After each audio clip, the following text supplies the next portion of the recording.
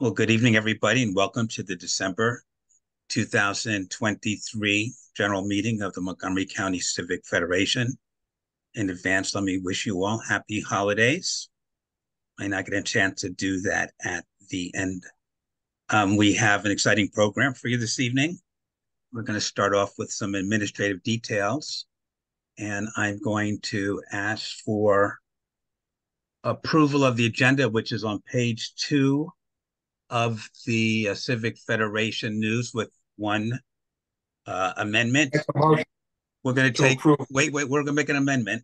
We're going to take up the a resolution that's in the newsletter in after Chief Jones speaks. So it will be before the committee report. So with that amendment, is there somebody wants to make a motion to approve the meeting, approve the agenda? I make motion to approve the agenda.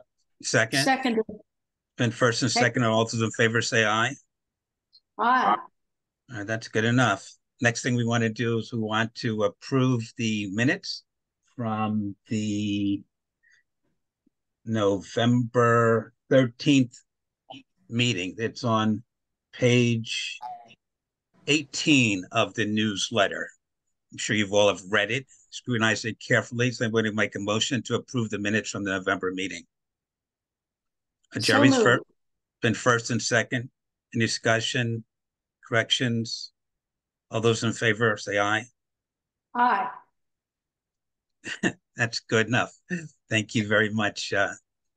Thank you very much, Peggy, and everybody else who's approved minutes for the November meeting. Next order of business is the treasurer report from our treasurer, Jerry Garson. Jerry?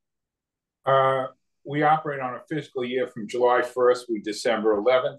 We've received $1,570.31 of membership dues. In the last 30 days, we received $105, and we had $400 of expenses relating to a committee for Montgomery, giving us a net income for the period of $393, and our current bank balance is $7,894. If you have any questions, contact me later on or now. Thank you. So, ladies and gentlemen, can you see my screen? Yep. Yes, yes, yes. Yes. So we've shared the sad news that our secretary, our friend Karen Cordry, passed away on November 20th. And she was a warrior for the civic community in Montgomery County, and we miss her very much. She had served as secretary of the Civic Fed, as the president of the Kensington Heights Civic Association for a long time.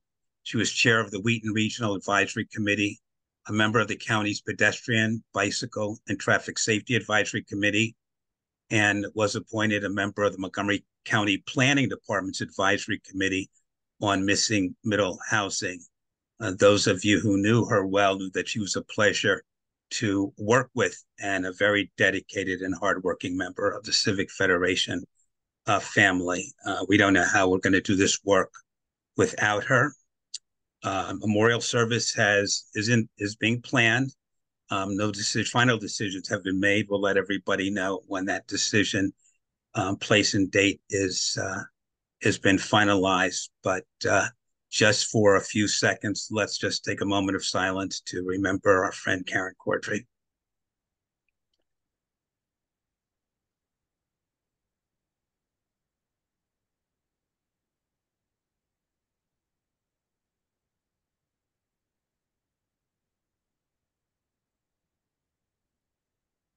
Thank you very much.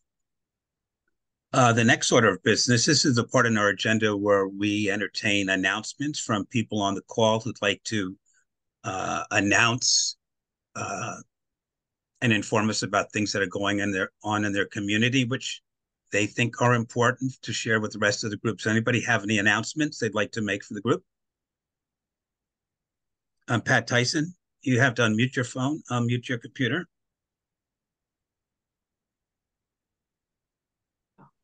Oh, good evening, everyone.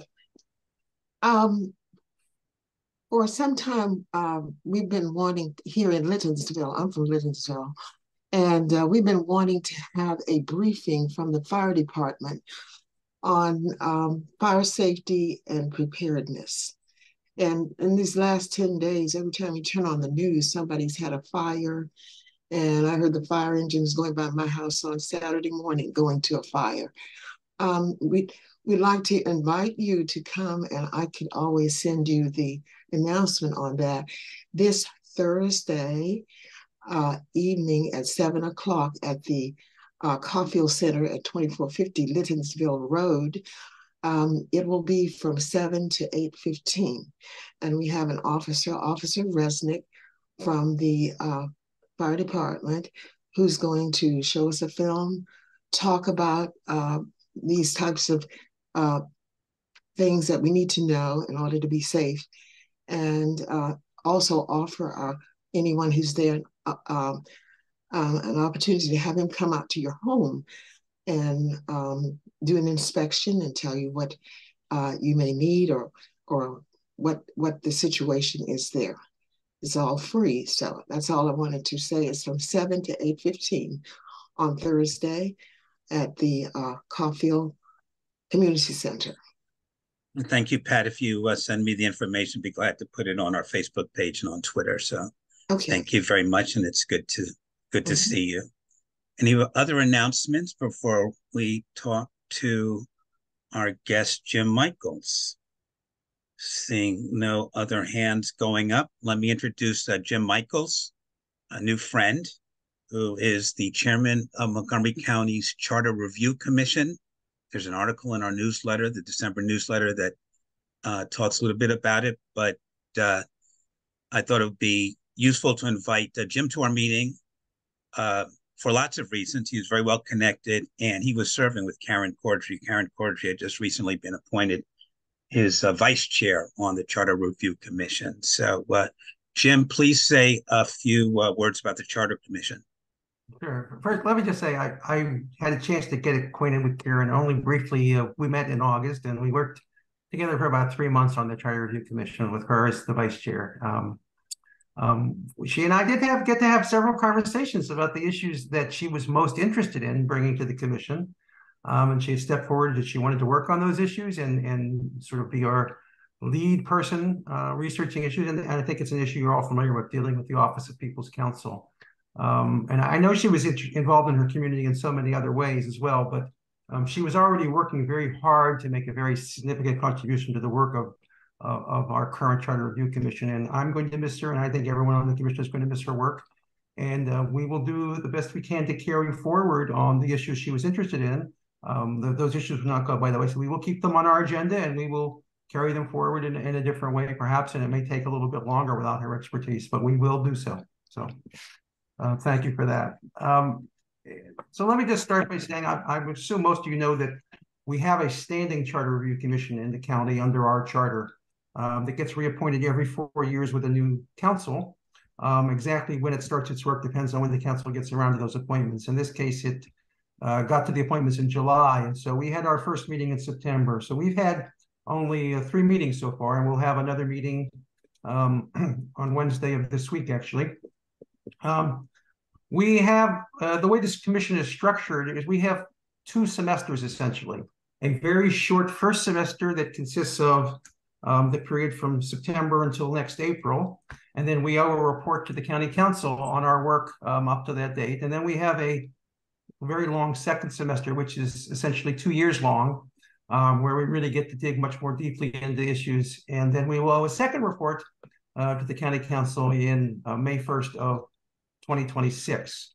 So we have worked in the first 3 months to identify the issues that we think we can most easily tackle in this very short first semester. And we've had the assistance of our council president, Evan Glass, and our new council president, Andrew Friedson, and we will hear this week from our executive, Mark Elrich. They are helping to guide us in deciding what we should address right off the bat in our first few months. And then we will take it from there.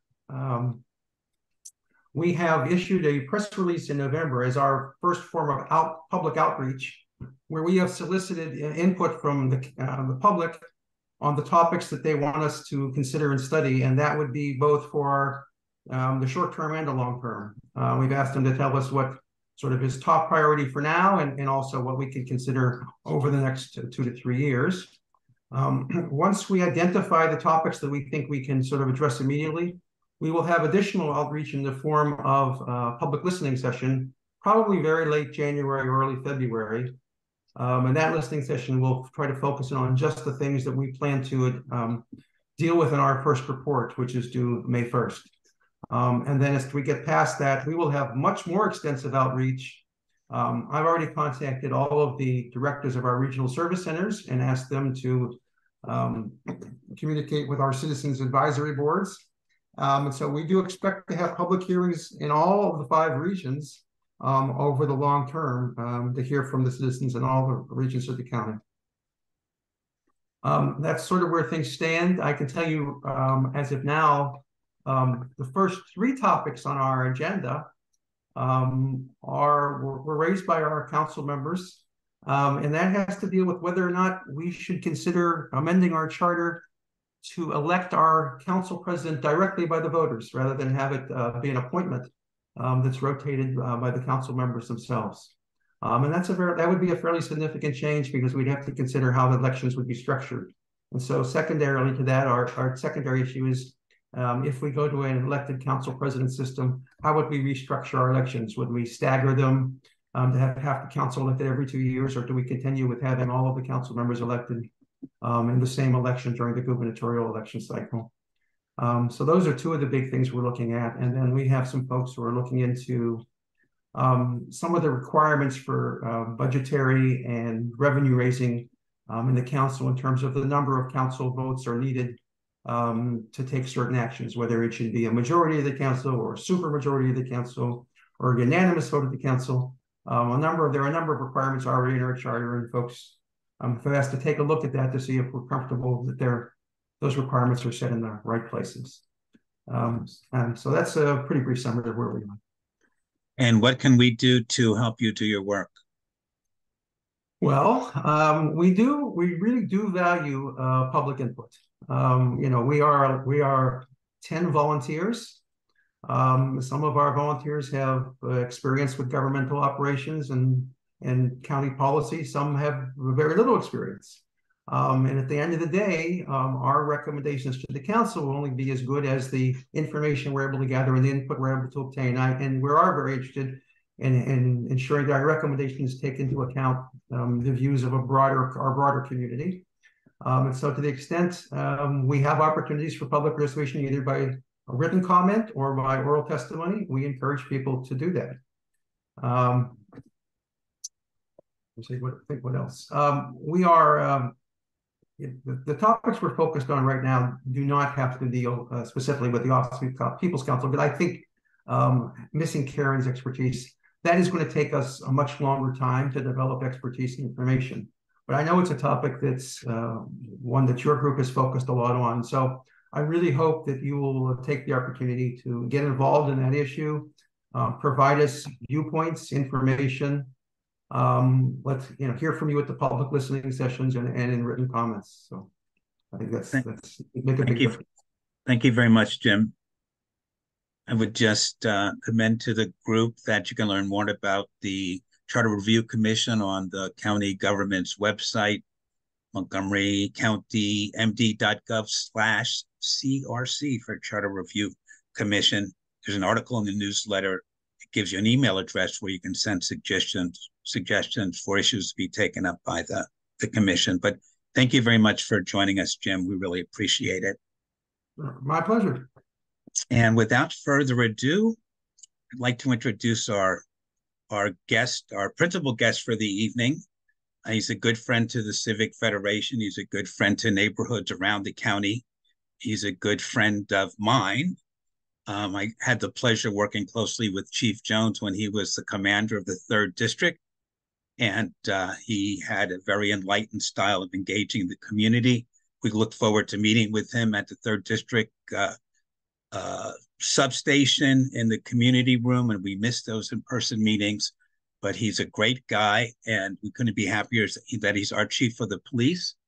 And he's talked to us before, and he's very open to questions. So put some of the questions in the chat when he finishes his remarks. We'll take questions from the floor, and he can be very candid to ask any questions that you'd like. So without further ado, I'd like to introduce our friend, Chief Marcus Jones.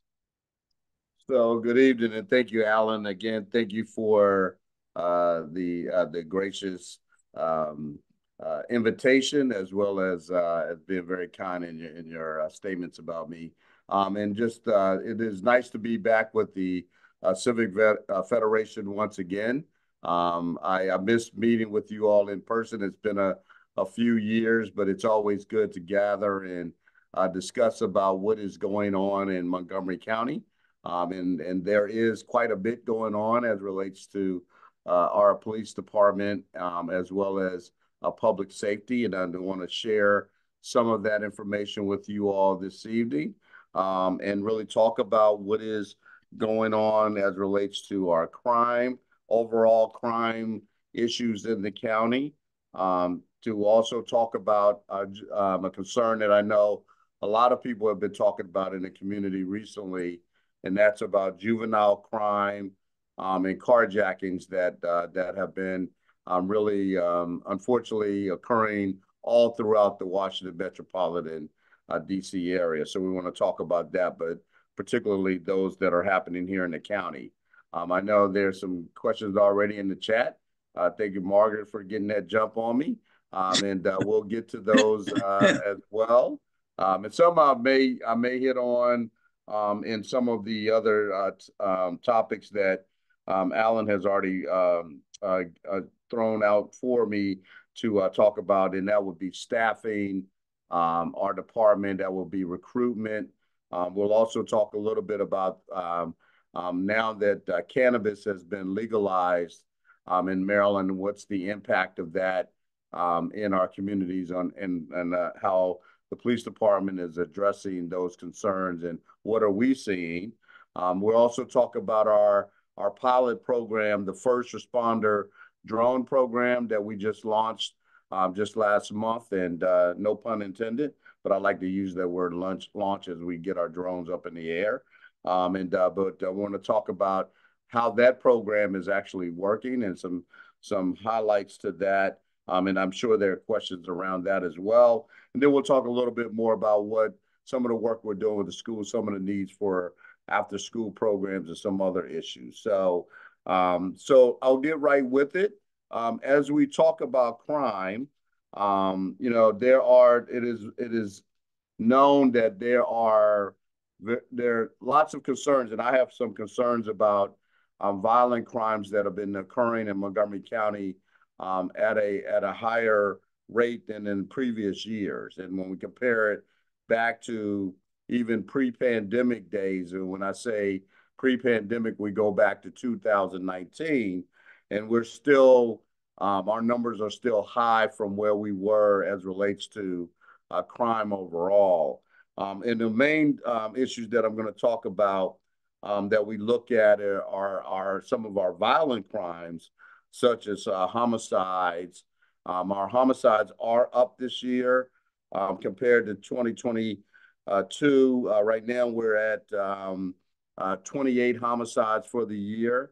But again, as I often have conversations with my fellow chiefs in adjoining jurisdictions such as Prince George's with Chief Aziz and Chief Smith from the Metropolitan Police Department in Washington, D.C. There are 117 homicides in Prince George's County, and there are 256 current homicides in the District of Columbia. So that is a big difference when you look at our county, when we have less than 30, comparably to those two jurisdictions, which are in the 100s and 200 range.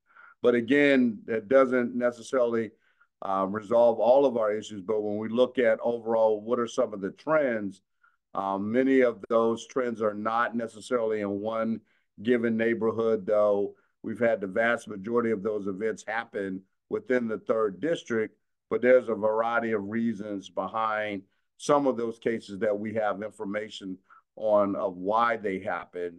And it's not necessarily a trend of individuals who are not known to each other who are actually committing homicides against innocent people. Most of our victims were known to the suspects, or vice versa. So therefore, it's not as if we're having these types of incidents that are stranger type crimes. But we're also having an uptick in aggravated assaults, which to include our shootings, and gun violence is still very much a concern in Montgomery County. We're still seeing a large number of weapons that are being recovered at a higher rate than we saw, again, from over a 4-year period. And then that's a little bit of a concern for us still because of the gun violence that we see, whether individuals, we call them contact shootings versus non-contact shootings. And the contact shooting meant that someone was actually struck as a result of the firearm being fired.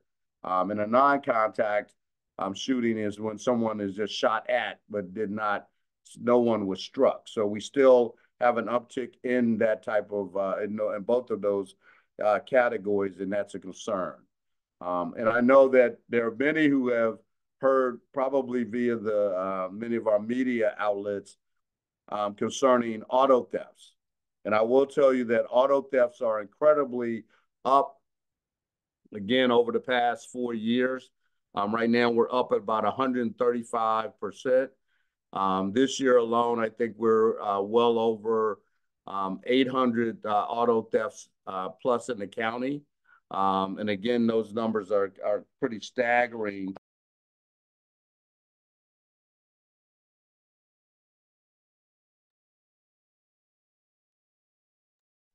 Hey, Chief, you were muted. You got muted all of a sudden. I'm sorry, I must have hit that by accident. Sorry about that. So our auto thefts are increasing, have increased over the last few years at an all-time high. And there's a variety of reasons that we've seen behind this trend. Primarily, the two automakers, Hyundai and Kia. For those who may or may not have heard, there was a TikTok challenge that was placed out in the social media realm. And young people took on this challenge on how to actually steal both of those makes and model vehicles in order to easily steal them without a key. And it basically, there's a demonstration that goes on social media on the TikTok challenge. And this went widespread, not only here in Montgomery County and in Maryland and in the DMV, but this went nationwide. And it is still being a major issue within our department. We still see those two makes of vehicles that are still the highest that are being stolen in our community, and even attempted to be stolen because Hyundai and Kia have put out some stop gaps in order to try to minimize some of this, as well as some other outreach that local law enforcement and some car dealerships have provided people, but it's still a major issue. And another issue, which I'll talk about a lot later, is really talking about individuals who like to leave their key fobs in their cars for convenience. And what's happening is individuals are merely either breaking in or simply opening up unlocked car doors, and key fobs just allow for an easy theft of a vehicle. And that's happening way, way too often. And it's something that we want to continue to message our community, to talk to them about really eliminating that in order to eliminate being victimized as a victim of car theft. So that is a major concern.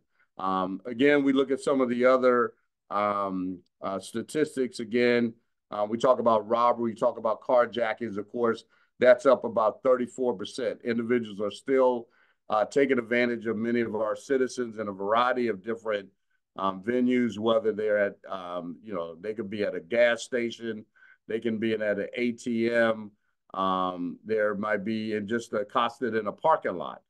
We've had individuals who have accosted individuals and pointed guns at them and stolen their vehicles as a result of that.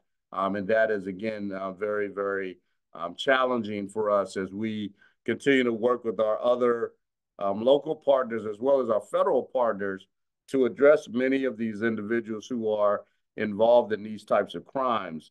And we have worked as a collectively in a task force setting, but there's a lot of communication going on back and forth with our investigators, with other jurisdictions, and talking about really the discussions about the individuals who are involved in this, as well as working towards arresting these individuals, particularly if they are involved in more of a sort of organized ring of stealing these types of cars for one reason or another.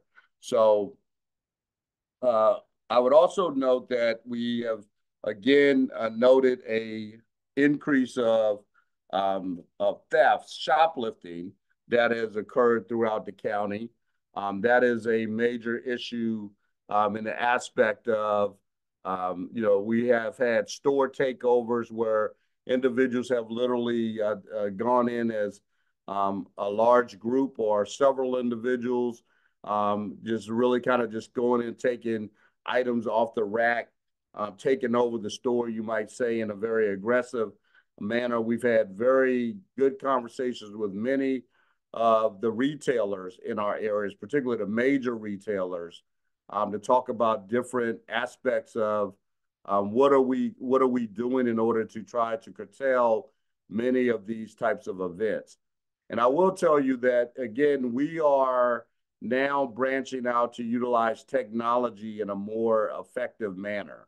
And as before I even start talking about the drone, I want to talk about some of the strategies we've utilized in some of the communities where we've had these upticks of whether it's violent crime or we've had just crime issues in general, where we have begun to utilize mobile cameras as well as license plate readers that we have placed on major thoroughfares on our roadways.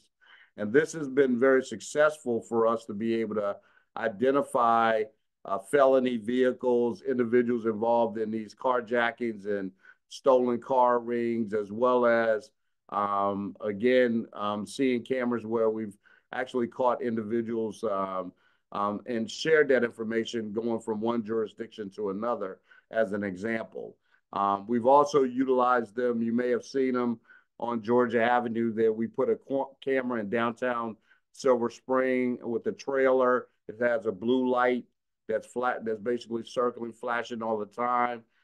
That's also been very preventative. It's actually the areas in which we place those cameras, we've seen crime go down in those particular areas where we place those cameras, not only in Silver Spring, but in Wheaton, in other parts of Gaithersburg, and other parts of the county where it's been effective, where we've had high incidents of crime that are occurring in those areas. So it is another tool that we like to utilize in order to be able to make sure that we're deterring some of this activity. And again, it's really kind of paying attention to what's happening in the streets or in the parking lots of some of those locations, which we've talked about, that really emphasizes what is happening in our community.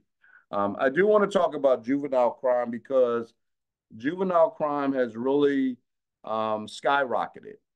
In a way, I was before the council just a few weeks ago, along with Health and Human Services as well as MCPS, to talk about, again, some of our strategies in order to address some of these issues involving our young people. And there are some very disturbing statistics because, again, when we talk about juveniles, we're talking about young people who are 17 years of age or under. And what we've seen is, again, an increase, particularly in the violent crime realm, of young people being involved in way too many incidents in this year alone, where we've had not only those who have been involved in aggravated assaults. We've had nearly 100 of those arrests this year. We've also had 4 arrests involving juveniles involved in homicide. as well as over 170 plus robberies that involved the young people in that age group. And again, weapon law violations, which again means that they had some type of a weapon, i.e. a gun or a knife. We've had way too many of them involved in those types of incidents as well. Again, see an incredible jump in our arrest as well as our suspect. But most importantly, when we talk about this as well, we've also seen a large increase in the victimization of juveniles. And that is something that's really been disturbing because the victims themselves are people that are 17 and under. And I think that is as disturbing as we see what is going on in our community. And one of the things we talked to MCPS and have been talking to MCPS is to really talk about how do we address issues involving these juveniles in a way that, again, that we can really get them to understand the significance of what they're doing. But what we've kind of paralleled and seen is that the truancy rate at MCPS is extremely high. That's also been out in the news, and I know we've had some offenses involving juveniles that were 15 years of age and who should have been in high school, who should have been in school, but we made arrests that they were involved in carjackings in the middle of a day when it's a school day, and they should have been in school. So those are the type of events that are occurring that we've seen. And this is just an example, but we've seen multiple cases of young people who have been involved in some sort of delinquency act where they should have been in school from that perspective. And I think it's a bigger issue that we have to talk about with our community about how do we address this. And so this is one of the things that we are clearly concerned about. But again, when you talk about the violent acts that involve, whether it's robbery, whether it's shootings, whether it is carjackings, those are the type of acts that are really getting to the point that are raising higher concerns about what is going on across the board. It's not only happening here again in Montgomery County, it's happening all throughout our region. But again, it's something that we're very, very concerned about. So I'm going to transition a little bit from that standpoint to talk a little bit about our staffing and what is happening with the police department and some of the things that we are doing in order to try to address that. So it is, again, I think the last time we spoke, I know we were several officers down. That really has gotten worse, I would say. And this is something that we anticipated, again, because we know that we have a percentage of our department, close to 20%, that is eligible for retirement today. And though there are different programs that we have that allows for officers to stay with us a little while longer, the reality exists that we're still having significant challenges. So currently, we are approximately nearly 170 officers below our complement. That has significant impact in our 6 police districts. I know we have been monitoring this. It's really something that we do on a daily basis. And how do we adjust accordingly? So, for example, in the 4th district, Wheaton Glenmont, they have the highest amount of vacancies, and followed behind is the 2nd district, as well as the 3rd district, who are kind of running neck and neck with the number of vacancies that occur in both of those districts. But all 6 of my districts have had some impact along the way. And so one of the things that I did in order to address this from a manpower issue is to really kind of work with the cities of Gaithersburg and Rockville, who both have, in their jurisdictions, their police departments that can respond within the and within the city limits, that we have put together really sort of an agreement where I have pulled out resources to some degree out of the city of Rockville as an example, to allow them to be the first responders for all calls for service in the city of Rockville.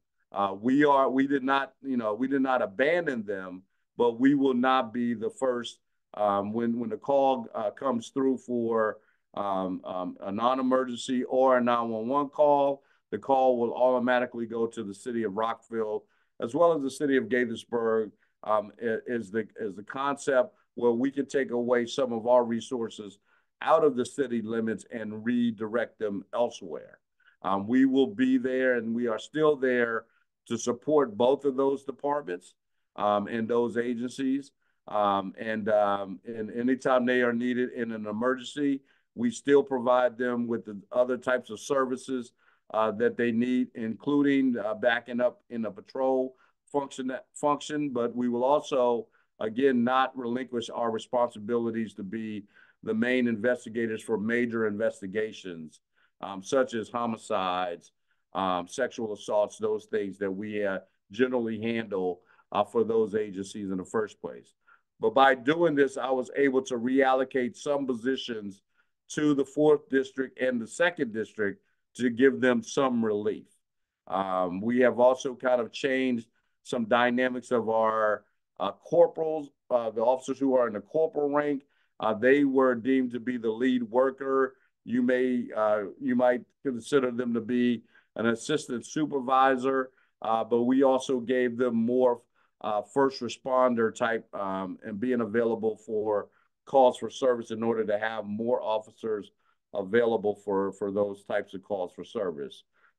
We are changing, and this is going to happen probably in January. We are going to change the evening shifts hours. We're going to do a 1-hour shift to have them start their day at 2 o'clock, and they will end their night at midnight.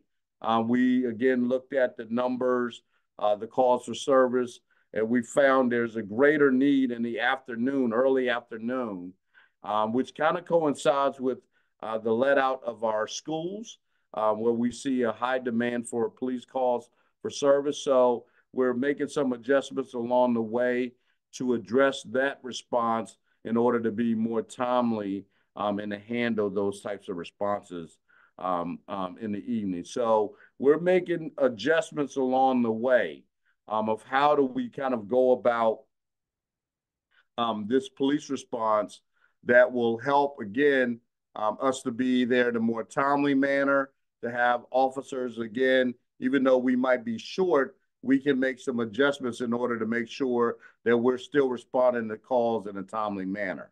And this is where it comes into handy with our, as we talk about our drone program, but I also want to talk about what we call as our Violent Crime Information Center. We've been able to tap into utilizing those cameras to be monitored by personnel in our police headquarters that can help to better put our resources in really significant places in order to be able to, again, sometimes solve crimes quicker, to have a better response for those crimes that are in progress. And that's proven to be helpful, as well as an investigative supplement to our detectives for certain crimes as well, and our patrol officers to be more specific. And this is where it lends into our first responder drone program. So this is a pilot program. And again, this is a program where the drone is actually, we're going to be utilizing it in downtown Silver Spring and in downtown Wheaton in our central business districts. Both of those locations, the drone will be flown from a high-rise building. We are looking at the Lee building for Silver Spring, and we're still working on a finality for the Wheaton Central Business District, where we will have the drones basically listening to what we call the live 911 It's a program that we actually will hear the 911 call come in. The drone will only be launched for a 911 or specific calls of service that has some connectivity to different types of crime. It does not have facial recognition. It will not be recording on its way to a call. It will be utilized for the area in which the call it has been launched for. We have to get permission from the FAA in order to fly it. And so that is something we've been working with the FAA since its inception. We'll continue to work with them. We can fly a 2-mile radius within our county boundaries. So we'll be utilizing that 2-mile radius, again, weather permitting. And the good news is we are able to actually be able to monitor that with an officer from a command center who actually will put out information as it relates to our drone to the officers on the street to get them to where they need to be in a more timely manner. So we first went live with this fully live. That began on November 20th in downtown Silver Spring. And I just want to highlight a couple of calls where we've had some success.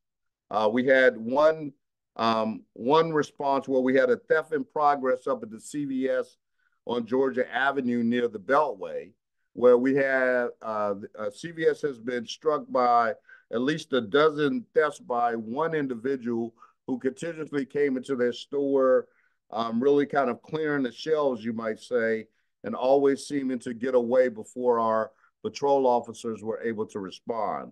So on this particular date that this individual did the same offense, the drone was actually able to be launched, sent up towards the Beltway, where we picked up on the individual getting on a Metro bus.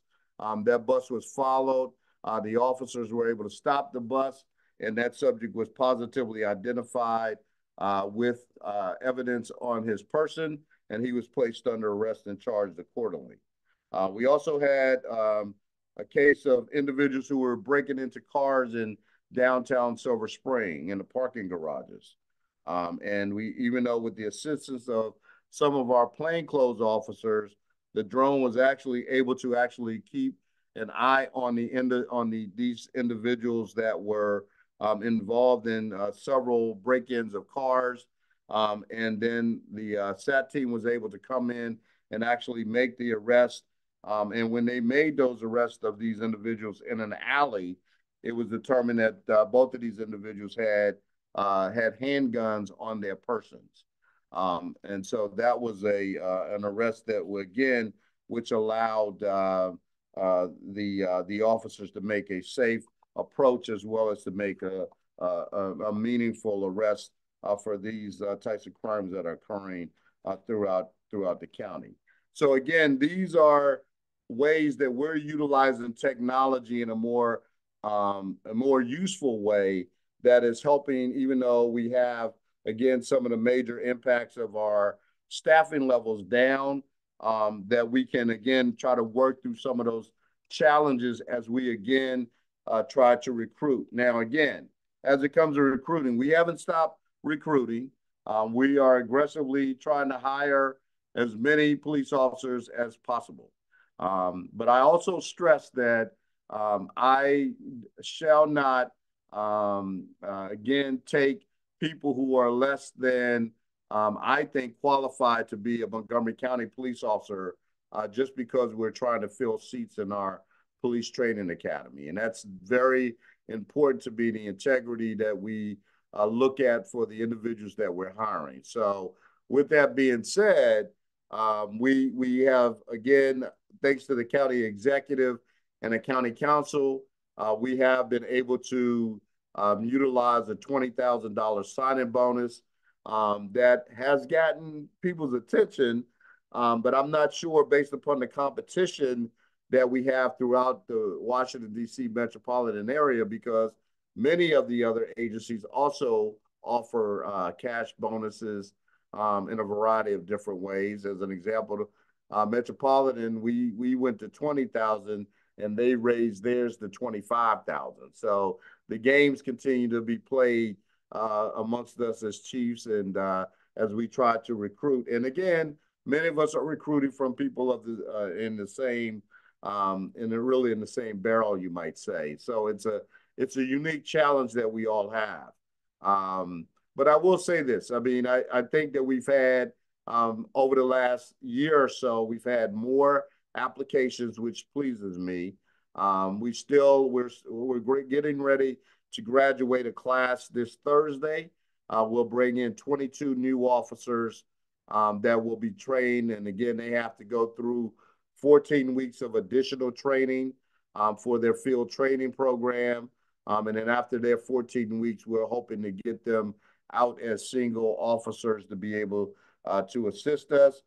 We will be starting a new academy class in January.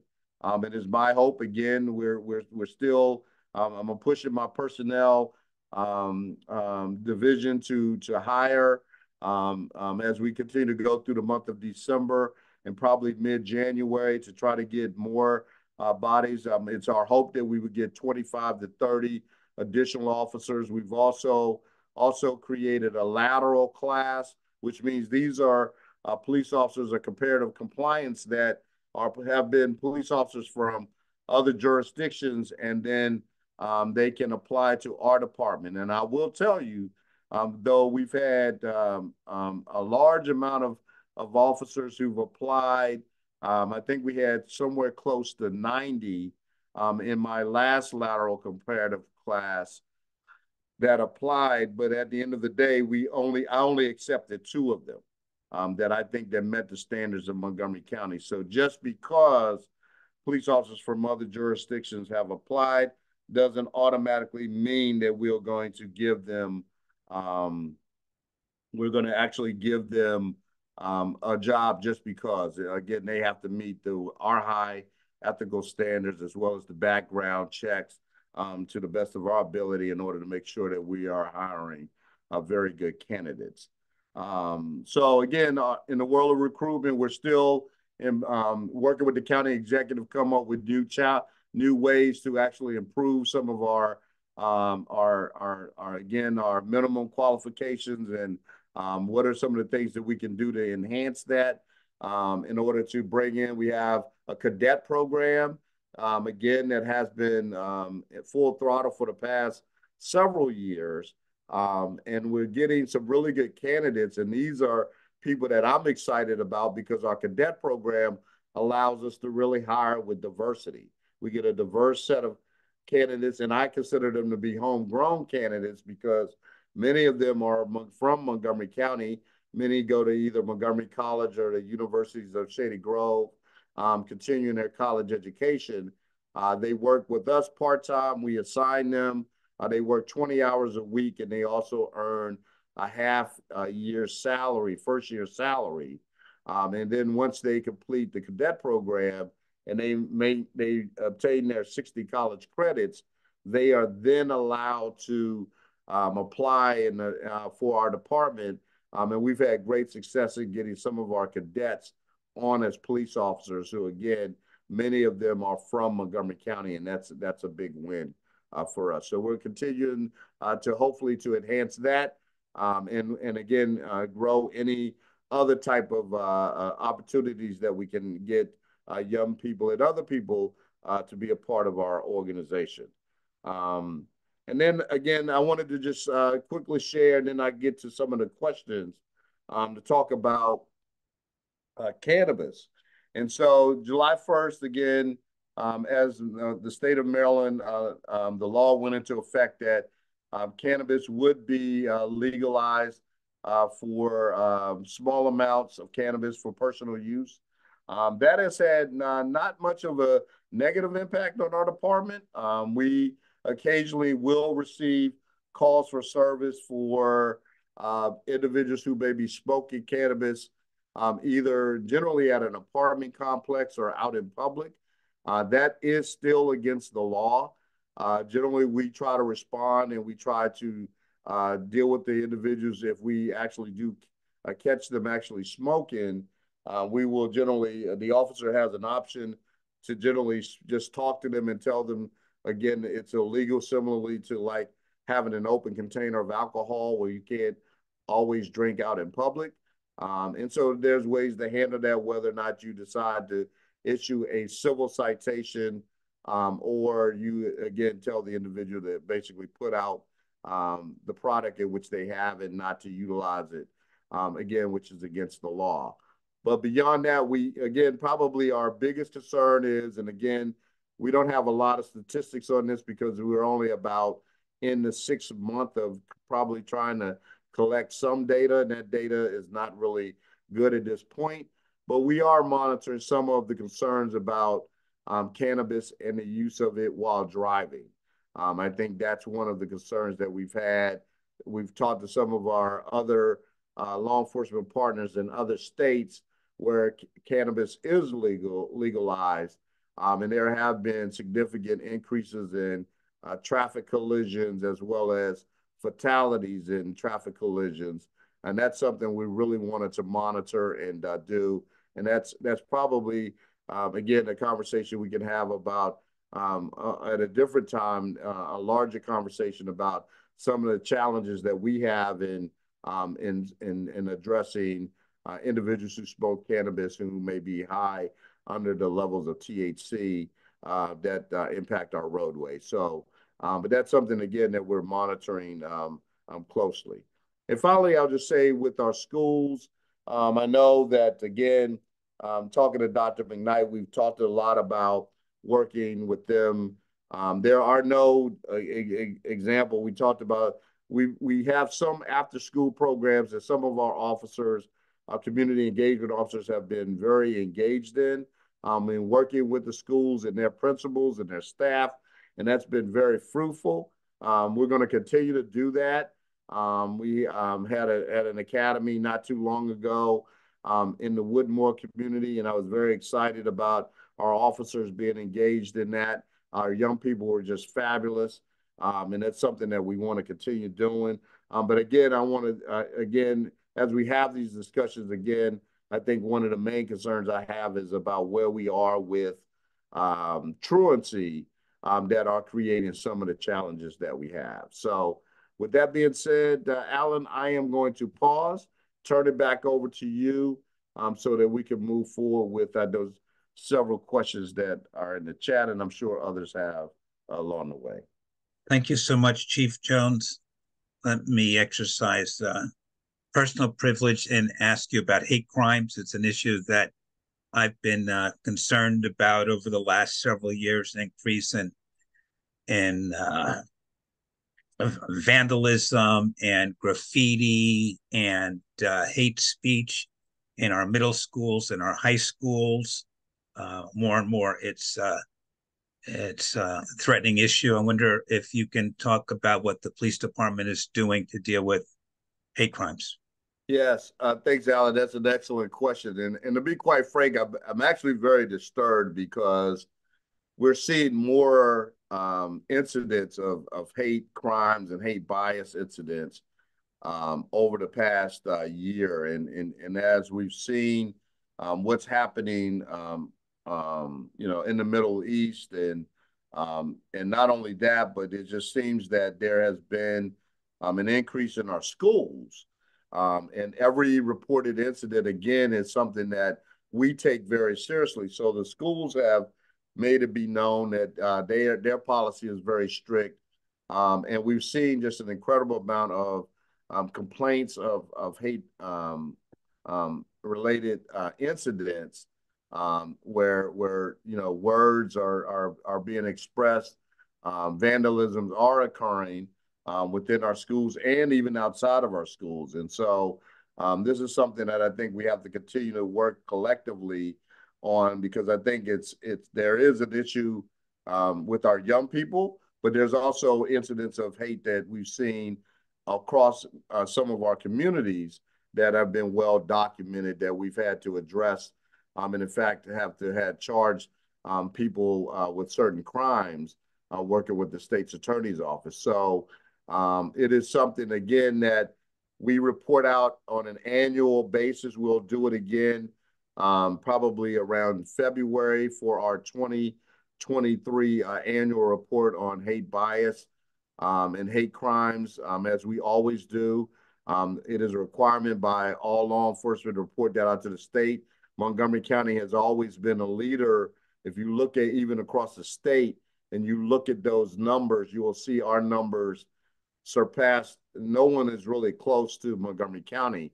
And part of that reason is because we've always taken very seriously, the police department that is, that all of those incidents that any individual who feels were victimized as a hate incident or a hate crime, we will document said incident without question. And we don't debate the issue. If the victim believes that they were impacted in a negative way, then that is the way we treat it. And then we will do follow-up investigations. But a lot of the information, if it's an incident, it allows us to just gain intelligence to make sure we can monitor people's behavior, particularly if it becomes concerning, that might even roll over into a crime. So again, something very serious that I think there's a lot of education that needs to occur, particularly within our schools, because we're just seeing more and more young people being engaged in some of these types of incidents. Thank you, sir. Let's take one of the raised hand questions while we peruse the chat to see what questions you can answer. Rhonda, you want to go first? Yes, thank you so much. Thank you, Chief Marcus Jones, for joining us today. Yes. I have personally been robbed. I called Montgomery County's Finest at 9:30 on April 13th. And I discovered when I went to the bank that all of my credit cards have been stolen. And within minutes, I began getting notifications that they're using my credit cards at several Apple stores. Montgomery County did not respond until 4:20 that afternoon. Most recently, I called my Congresswoman Stewart, and her office gave me Detective Britta Thomas's information. I sent her an email July, finding out where is the status, and I'm yet to hear from her. Okay. So April, we are now December. These people had access to my garage somehow, and I'm yet to hear from anybody or follow up.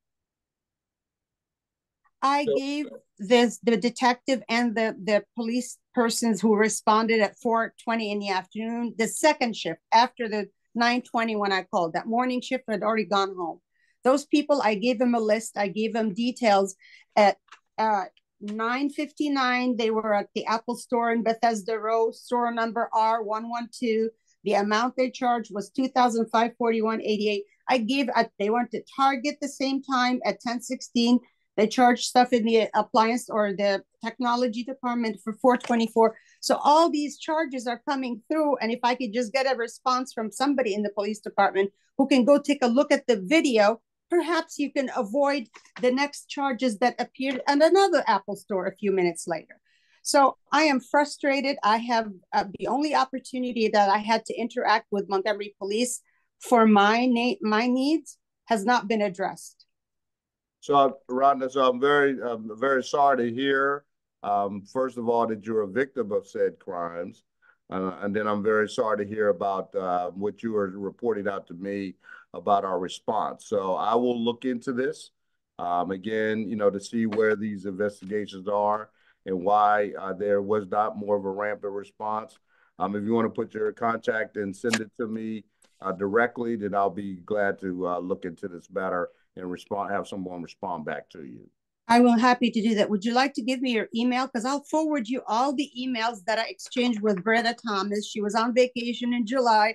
She said, when I came back, I'll look at it. And today is December and she still hasn't called me. Sure. So, I'm going to put my email address in the chat, okay? Thank you, sir. And I hope to hear from you because this is not fair. It's not right. Okay. Well, we will definitely reach back out to you. You will hear from us, okay? Thank you. Thank you, sir.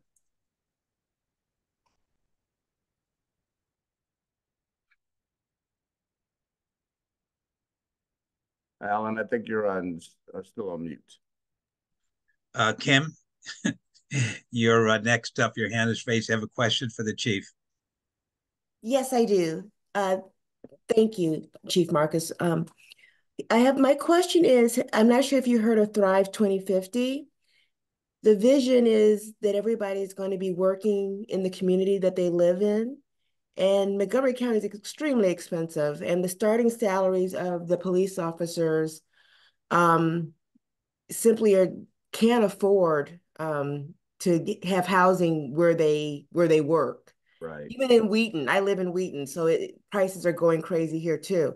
So I wonder if there's been any discussion around having police officers live where they work and compensating them for that. Because when I first moved here, my community in Wheaton really benefited from having officers who lived down the street and around the corner and who knew what we were talking about when we were talking about it. Sure. Yeah, Kim, it's an excellent question because one of the things I think, I've been doing this for 38 years, but it's never gotten any easier for officers to afford to live in Montgomery County. It's been one of the underlying issues, and I have heard about Thrive 2050. I have a daughter who's a MCPS teacher who can barely afford to live here in Montgomery County, who makes it work, but I know it's a challenge. And I know many of my police officers who would love to be able to move here and live here in Montgomery County, but simply can't afford with their families in order to do so. It's something we've talked to, I know, the county executive about. We've also talked to members of council we've had these discussions when we have probably, I think the last number that I had was nearly 50% of my department now lives outside of Montgomery County. I don't think that's a statistic that should shock anybody, to be quite frank, about where we are currently in our society. So, there have been some discussions about what are some of the things that could help supplement housing for individuals who go into public safety, who want to be here. It would be much benefit, I think, to, again, not to have an officer respond who has to, who lives probably anywhere from an hour outside of where they may work in order to come into work. And again, depending upon their shift in the time of day, those are the things I just think that we could do a lot better with. So I'm committed to helping in order to try to really have this conversation. And I agree with you. I think it would make it a lot better for our officers to live in communities in which they serve. But again, it's not an easy solution today. So, Chief, I was just doing some numbers. So if you gave a police officer $2,000 a month to live in a local apartment building, and you had 100 officers who are in that program, you could place 100 officers in Montgomery County for $2.4 million, which is a small percentage of the MCPD budget. So maybe we should be thinking about sort of rentals and buildings. Yeah. I would just like it added to my budget, Alan. That would make me happy. Yes. Yeah, that would be great. Did anybody get a chance to look at the Chief? Did you get a chance to look at the chat and see if there are any questions there you wanted to? I did. In fact, yes. So I think it was a Well, let's start with the first one from Peggy Dennis. She wanted to know what the county's doing for ghost guns. Yeah, so that's a great question. So ghost guns, again, are a significant challenge in our community. Unfortunately, the people that are involved in purchasing ghost guns don't like necessarily to just turn them over because they're so easy to obtain. Again, we are working with several challenges with our federal partners at ATF to address some of the ghost gun legislation that not only has been passed on a state level, but also what is being passed at a federal level. to address this, because we're starting to again see the convenience of individuals who can, and again, whether they're buying them in Virginia, West Virginia, any other state other than Maryland, that we know that is too commonplace. They are being sold in the black market. Again, way too commonplace that we're finding many of these guns on crime scenes, involved in violent crimes. Again, it's a new place where we are in our society, where individuals are just basically somewhat telling us they're possessing guns because they're fearful everybody else has a gun. And so that is one of the significant challenges that we have, trying to kind of change people's mindsets about, again, not being in possession of illegal. Some people are just taking a risk that even if they get caught, that it'll just be the way it is because they don't want to be caught without a gun to protect them. So we're trying to get people to do it legally, but that is a challenge for us currently. Thank you, Chief. There was a question that I thought was interesting from Joel Teitelbaum, which was, do you have any idea of the percentage of juvenile offenders who are sort of homegrown in Montgomery County as opposed to coming in from the District of Columbia or Prince George's County? Yeah, Joel, actually, I do. In fact, I have those numbers. Give me one quick second. Let me see if I can. Yep, I can do that. So what we have found is that, again, the vast majority of those juveniles involved in those serious crimes are coming from Montgomery County. That we know that there are certain crimes that are occurring that we have individuals from other jurisdictions such as Prince George's and Washington, D.C., but the numbers really aren't staggering. The vast majority of the juveniles that are involved in these incidents that are occurring here in Montgomery County for these very serious incidents are Montgomery County residents. Robbery is probably the highest number of outsiders that in 2023 we've had 74 robberies committed by Montgomery County residents, juveniles, 21 by the District of Columbia and 16 by Prince George's County. But that's probably about the closest number of outside individuals that are impacted. So again, and when we look at the ages, again, we're starting to see a higher percentage of young people that are about the age of 15 that are committing most of these offenses. And I think that's a staggering number just the same, because generally in juveniles, you would normally see the higher number be closer to the age 16 or 17 mark. Now you're seeing them a little bit younger, and that's disturbing. Thank you, Chief. Elizabeth Joyce has got a question. Is there any progress in convincing the council that certain businesses should not be permitted to be open all night? This is a downtown Silver Spring 3rd District question, diverting valuable MCPD resources to babysit communities where these businesses are concentrated. I know there was a acclaimed rollout of a late night business plan in downtown Silver Spring. I wonder if that has had any success.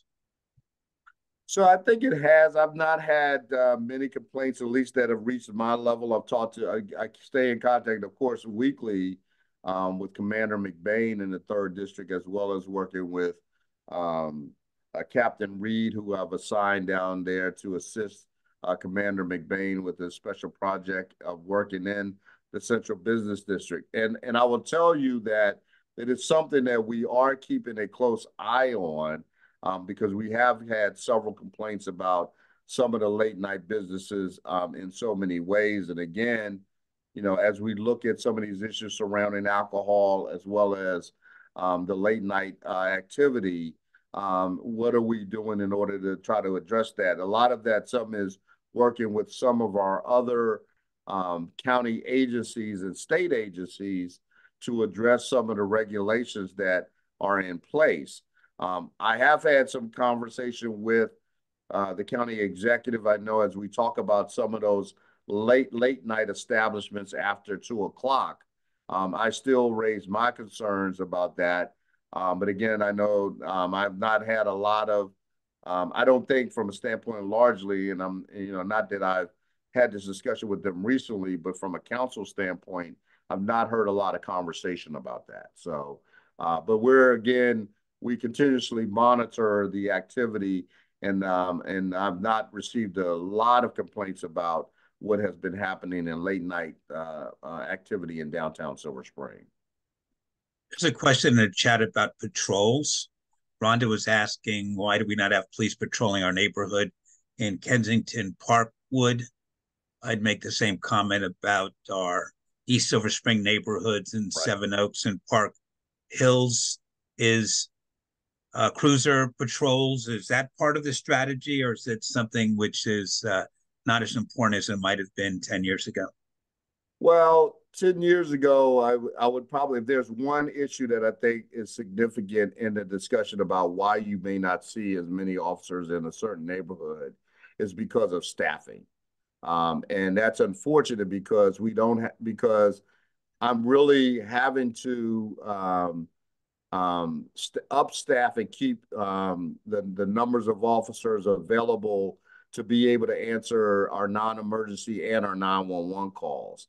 And so therefore, sometimes we're not having the ability of downtime to be able to go and actually patrol some of our neighborhoods. But one of the things I will say is I've had conversations with my commanders, and Commander McBain, as in the 3rd district, as an example, he is going to start a program to be able to have his officers utilize some technology that when they go into a certain neighborhood, they're going to document when they drive through, and they're going to keep statistics on that particular action.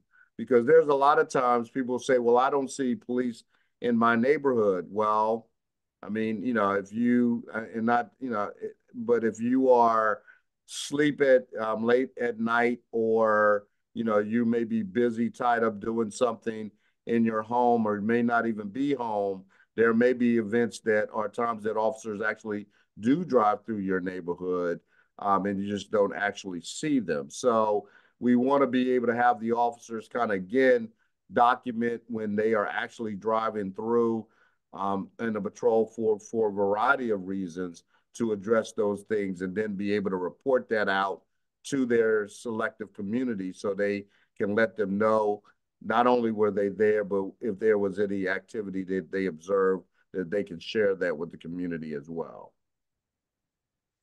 Thank you for that, Chief. If anybody put any questions in the chat and they want to ask them, please raise your hand, or electronically, or just wave wildly so we can recognize you, Jill. Waving wildly. Yes, I was waving wildly. I just, Chief, what you just said about the officers being able to patrol, and you don't have that many, and totally understand about the staffing, and you want them to be manning or womaning, a police officer being able to respond to a call. My brain just said, wait a minute, could you have technology, and this may not be something you can do, but can you have technology where the officers who might be driving through a neighborhood could be hooked up into the 911 or the non-emergency, and they could then get that call and respond even quicker? I just right. I'm sure there's a reason you haven't done it, but I just wanted to ask the question. Is that a possibility? Well, so the 911 calls, or any non-emergency call that comes in, so all officers are generally assigned a beat. So they are assigned a specific area. So they are already probably driving in and near that particular area during their patrol shift. Any call that is, again, that comes through the 911 system, that call is basically processed in Gaithersburg at our emergency communications center. And generally, those calls are dispatched within about a minute of being processed. So that officer that's going to be assigned that call is actually getting that information relayed to him or her at that very moment. So there's generally about a minute that they're going to have that. The question is, where are they at the time that that call comes in, right? And what is the response? Again, time of day, if it's rush hour, day or night, that could impact the response, right? There's a lot of other factors that could delay a response.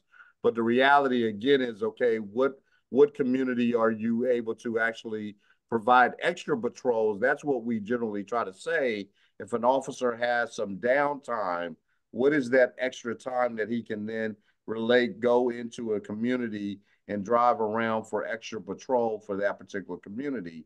That's where we're trying to stress more of that, and to be able to document that, to be able to say, we've been in this community for this long, and if there's other communities that need other attention, we may be able to evaluate and analyze that and make sure those officers are also paying attention to those communities as well. Okay. All right. So I'm going to all right, thank you. I want to say two things. One, I was sitting outside, I don't know when this was, maybe a year ago or something.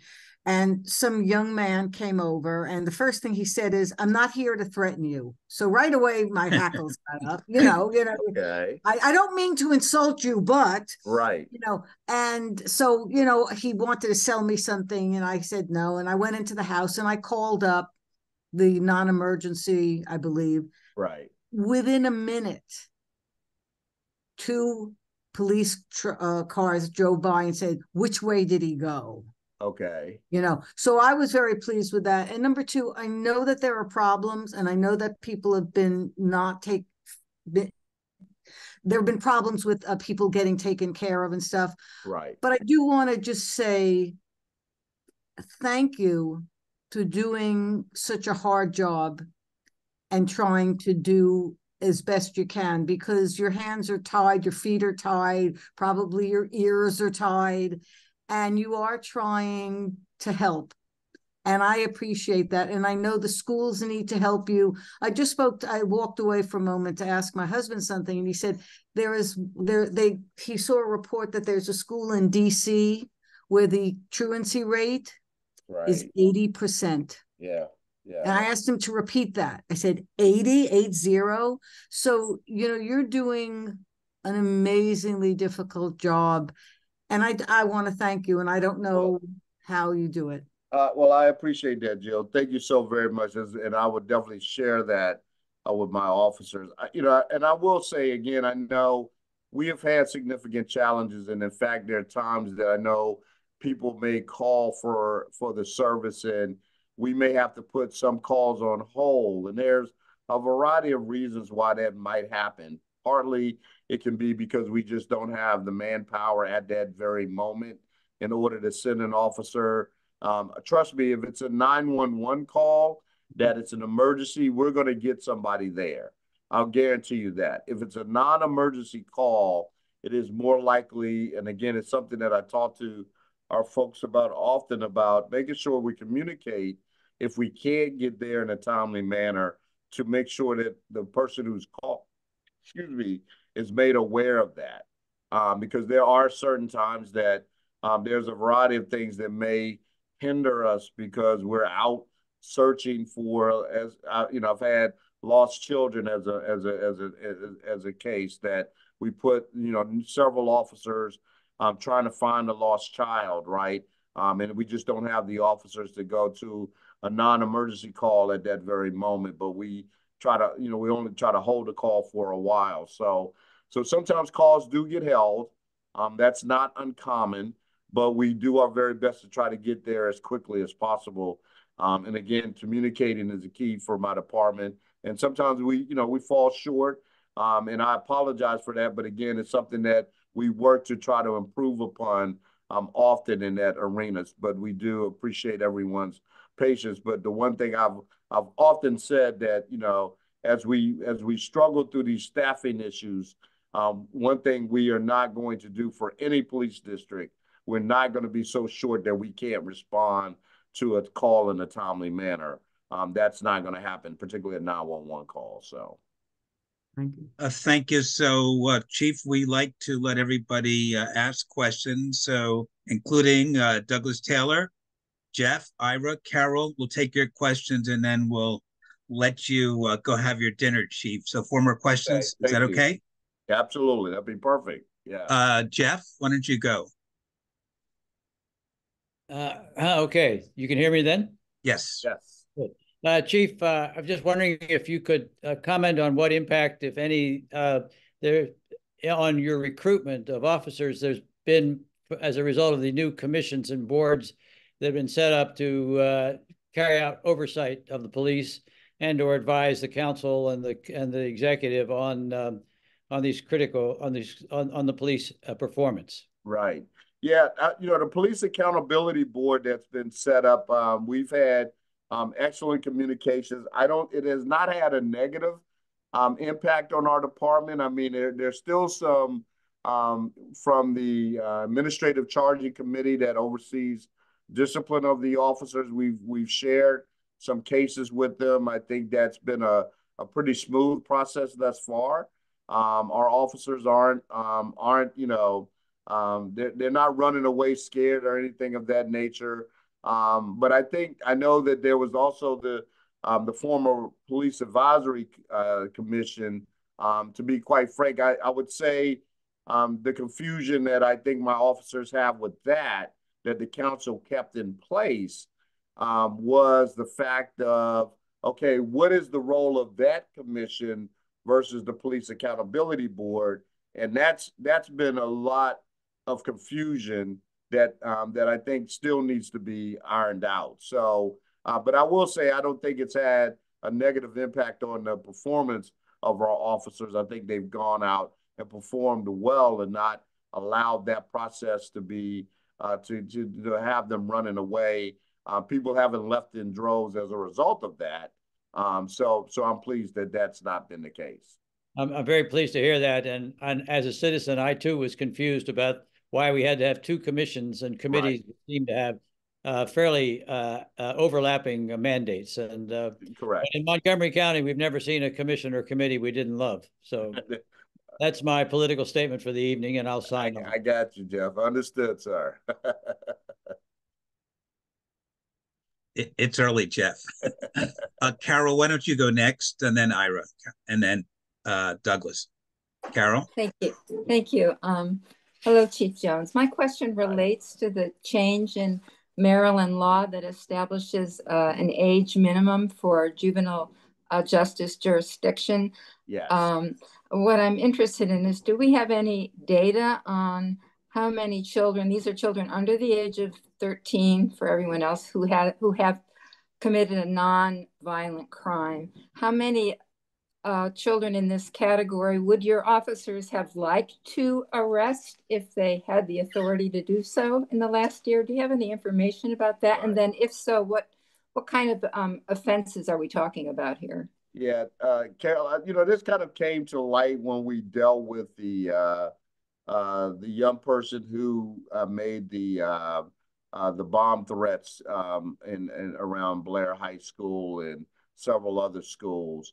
And we had not been, though this law went into effect July 1st, we had not been keeping statistics, though we'd had some incidents of children who under the age of 13 who have been involved in some delinquent acts that were not charged as a result. But we hadn't been keeping statistics on it. One of the things I had stressed this, not only with some of the Montgomery County delegation, state delegation, but I've also had this conversation with the Maryland Police Chiefs Association, was the fact that my concern when this law was made was not so much about really wanting to arrest these young people under the age of 13. What I was concerned about is there was no avenue created that mandatorily move them towards intervention or a diversion program. And I think that's where we're missing the boat here. That because if, you know, based upon some of the other programs that we have in the state, those are not necessarily mandatory programs, where in previous years when you arrested or charged someone, let's put it that way, because that there's always this fine line when we talk about juveniles. But when you charge someone through the Department of Juvenile Services, even on paper, those cases were then determined by Department of Juvenile Services whether or not they would go to diversion or intervention versus going through prosecution. And there was most of the time, you know, young people, particularly if they didn't have a track record of being involved in these acts, went to diversion. And I think that for me is to prevent them from continuing this course of delinquency is what I don't want to see. I don't want us to see this continued act out there. And so I'm hoping that we can have this discussion about either improving these petitions that they proclaim that exist, which in our world, they don't exist because the Department of Juvenile Services never did anything with any petition that was given to them. So our world is that it needs to be an improved system in order to address the delinquency acts of these young people who are under the age of 13. Just to clarify, the petitions that you're talking about, are these the SINS petitions? Yes, that's correct. Yeah. Right. Okay. Thank you. You're welcome. Thank you. Thank you for your question, Carol. Ira? You're ready now. Ira, where did you go? Okay, I don't see you anymore. Doug Taylor. All right, thanks. It's no distinction to be last here, but and I apologize if you've mentioned this, Chief, and I missed it, but I don't have an idea in my, or maybe everybody knows, I don't have in my head an idea of the magnitude of your manpower shortage. How many officers are you allocated, approved in the budget? Sure. How many do you actually have? And how many go down or up, say, over the last year? Okay. So Douglas, we have 1,283 officers is the allocated number of police officers for our police department. Right now, we're probably at about 1,100, and I want to say some odd number. So we're about 170 officers below our allocation. Now, all of those officers are, when we look at them on paper, when we say where are these openings, there's a variety of places throughout the department, but the vast majority have come out of our Patrol Services Bureau, which are your officers in uniform who are answering your 911 calls, right? These are your beat officers. Understanding that each station has 24-hour, 7-day-a-week coverage. So if I have 40 officers, for example, in the 3rd district, that means probably like, and they have multiple shifts, you could have maybe for each shift, you could maybe have 2 officers down, 3 officers down. That could, accumulate to that 40 number. That shows you that, generally if I had a shift that had 12 officers for any given shift, let's say the midnight shift, they may be down to 9 officers, right? And then we also have to think there's other facets of the department where I've changed really, where when you have specialized positions like detectives who work in specific positions or other support units, those are positions that they are selected based upon their qualifications. The majority of those officers come from patrol. So what I had to do was really kind of freeze some of those positions. So if there's someone who retired as a detective at a certain station, as an example, I may not fill his opening for someone who wanted to be a detective because we couldn't afford to lose patrol officers off the street. So Sure. that's generally where some of our challenges have arisen around where our openings lie. I appreciate your describing what you've done in the face of the shortages, but what I'm wondering is, are they going down or up? And I mean, there's a predictable amount of turnover in an apartment that size every year anyway. Right. And so the question is, what is your turnover? And what is there that can be done to just have more? So one of the things that, again, that I'm focusing on, again, understanding, right, as we, again, one of the things, again, we can really project out what our losses are going to look like because of expected retirement. One of the things we have is what we call a deferred retirement program, which means that I know that certain officers who sign up for this program, there's a deadline at the end that says that, example, July 1st, 2024 is that officer's last day, right? Absolutely that officer's last day. That means I'm going to have a loss. In the meantime, we're trying to recruit on the opposite end in order to try to fulfill some of those losses, or fill some of those losses that we've had along the way. But we've got a long, long way to go there. So therefore, we're going to have to adapt and overcome.